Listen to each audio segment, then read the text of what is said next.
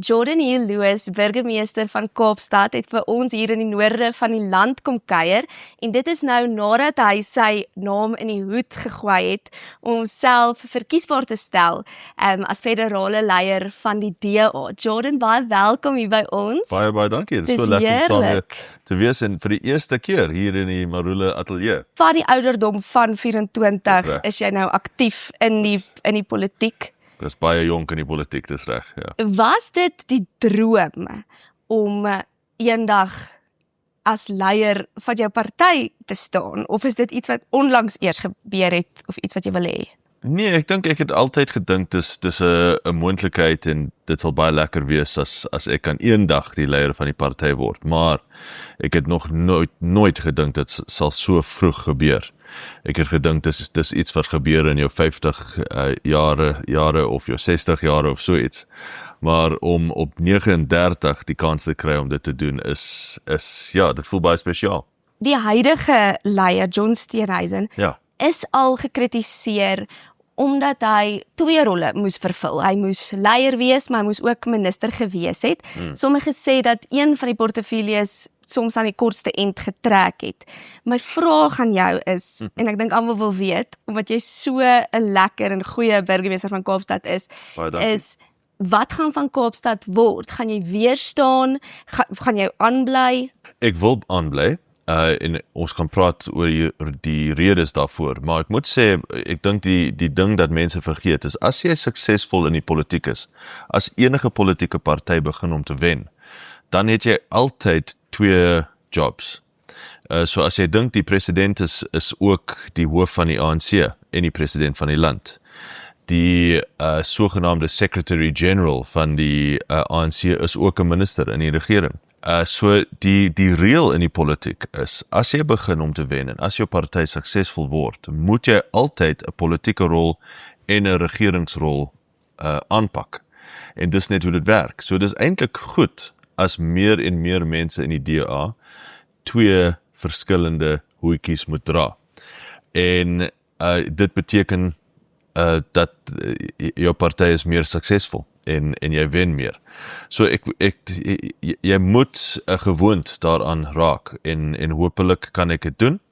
Nou kom ek praat gou oor hoekom ek wil bly in die burgemeesterspos.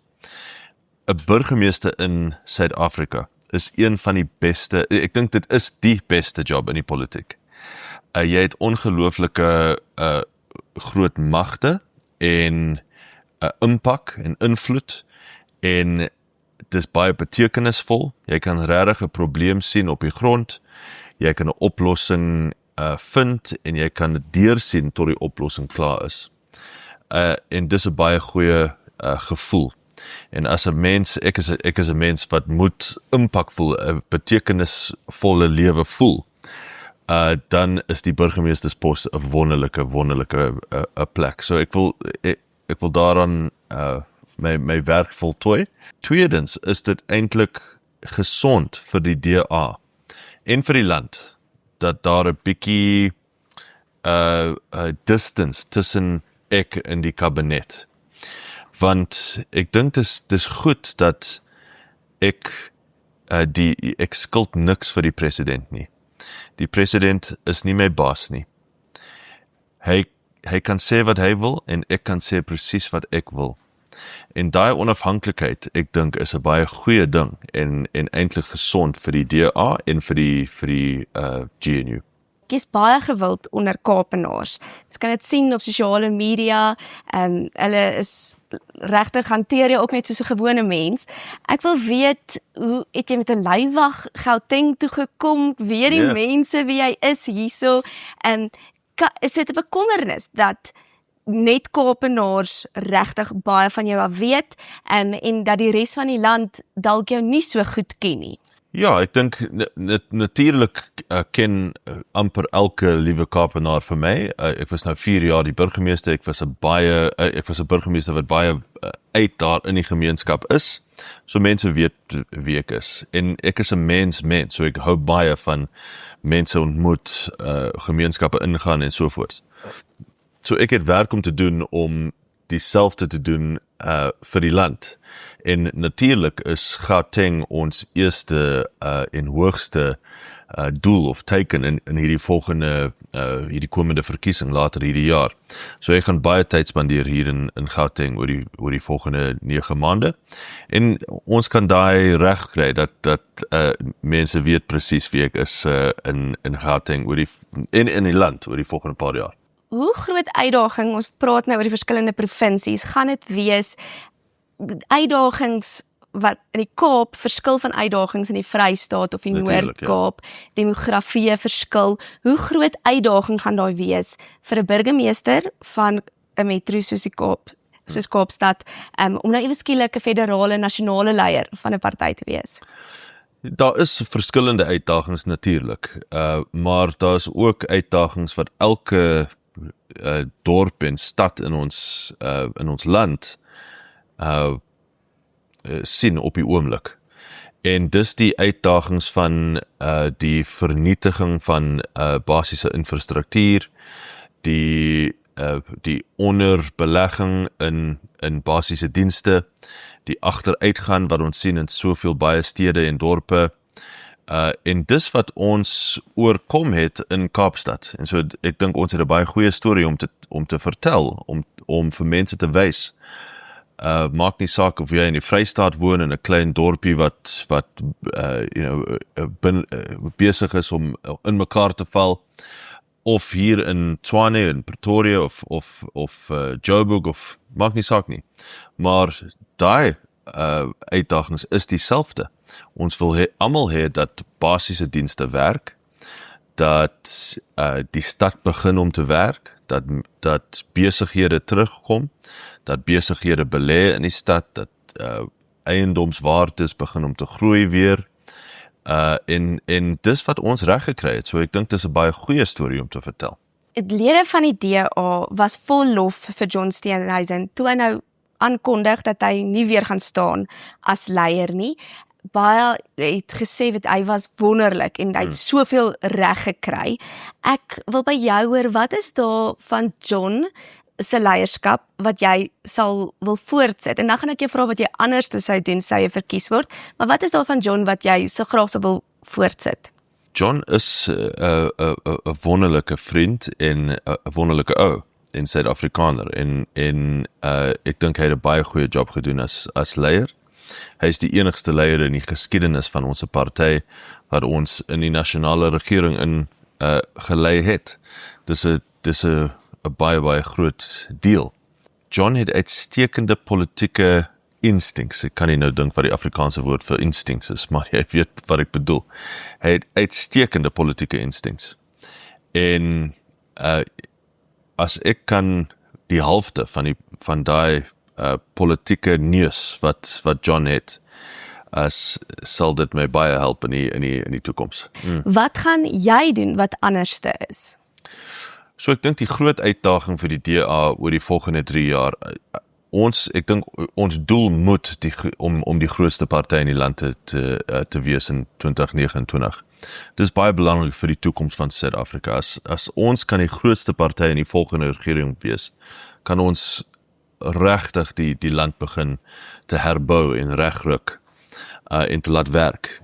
En so dit moet ons doel wees. Dit gaan baie moeilik wees, dis nie maklik nie, dis nie verseker nie, maar ons moet absoluut alles in ons vermoë doen, absoluut hard werk om dit in te haal.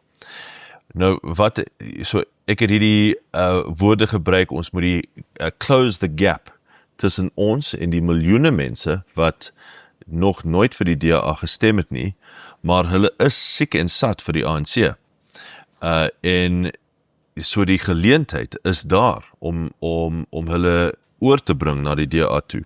Nie almal van hulle sal kom nie, dis onmoontlik, maar as ons kan net 10 of 20% van daai kiesers kry, sal dit 'n baie groot verskil maak in ons syfers en ons uitslag in 2029. So dis vir my die grootste uitdaging en die grootste werk wat ek moet doen as inkomende leier, as ek nou 'n inkomende leier is, dat ons kan groei. Dis die basiese werk van elke politieke leier. Jy moet die party begin of probeer groei.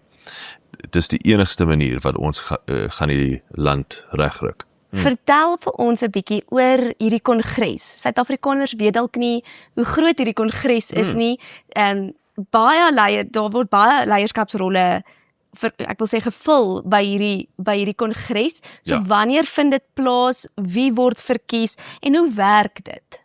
Okay, dis eintlik baie interessant. Die DA is 'n baie interne demokratiese party. Dis eintlik net die ANC en die DA wat kongresse hou ons is elke 3 jaar, hulle is elke 5 jaar. En dis 'n oop verkiesing, enige lid van die party. Ons het honderde duisende lede oral die land, enige lid wat 2 ander ondersteuners het om die vorm te teken, kan hulle naam insit, hulle naam in die hoed ingooi vir leierskap. En ek dink dit is belangrik, want elke keer dat ons 'n nuwe leier kry, is dit 'n geleentheid om die party te hernie, om 'n nuwe deel van my persoonlikheid of die leier se persoonlikheid oor te bring in die party. En dis so by 3.5 of 3000 mense afgevaardiges wat daar by mekaar kom by die kongres. En daar's baie partye in ons land wat nog nooit 'n kongres gehou het nie.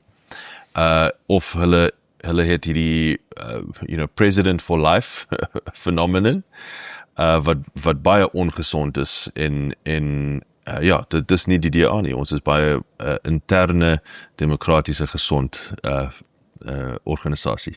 Ek moet jou vra oor die munisipale verkiesing, so dat jy weer burgemeesters hoed op. Wat sal dit vir die DA beteken?